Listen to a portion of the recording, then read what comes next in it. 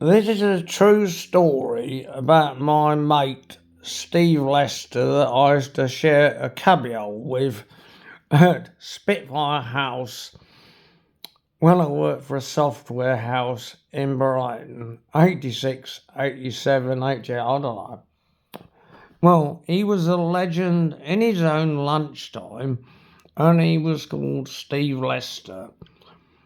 And I used to start work about 8:30, but Steve Lester would turn up next to me in the cubbyhole about 10:30 on a good day, and his first job was to roll a packet of roll-ups, and he used to sit there and manage to roll about 100 roll-ups to fit in a packet of 20.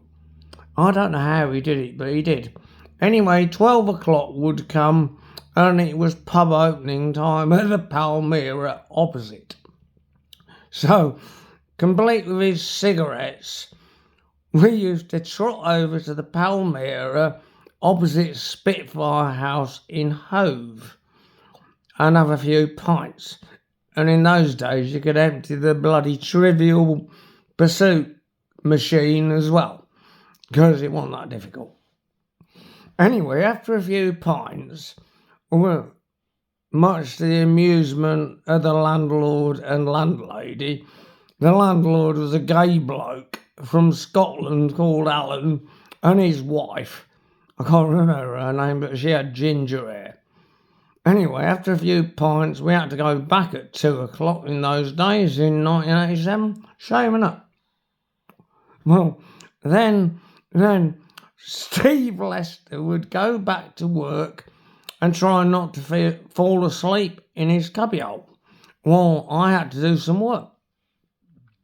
One of his main claims to fame was that we went for work's due in a pub in Hove in the evening about 6 o'clock, and he was topping up with cider, and he actually had a fit, fell off the bar stool, had a fit on the floor, got up, sat back on the stool, and carried on drinking cider.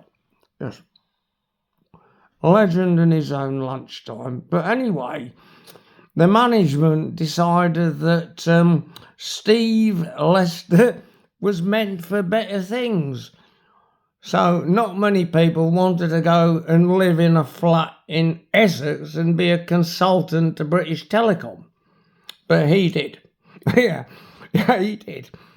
So he goes up to the flat somehow in Essex, on the Essex-London border.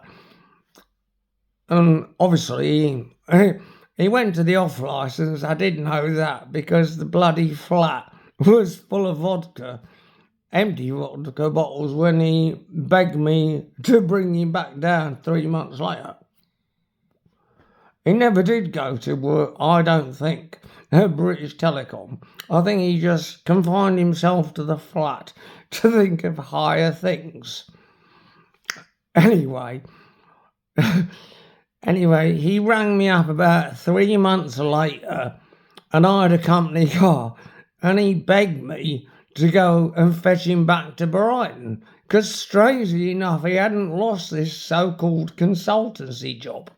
So I said, okay, but you'll have to pay for me petrol. He says, yeah, but I'll do better than that. I'll give you 50 quid if you fetch me from Essex with me clothes. So I turned up on a Sunday morning about 11 o'clock and rang the doorbell or whatever it was, and he leans out the window blinking and lets me in. And he hadn't done any packing, and there was bloody empty tins of food everywhere.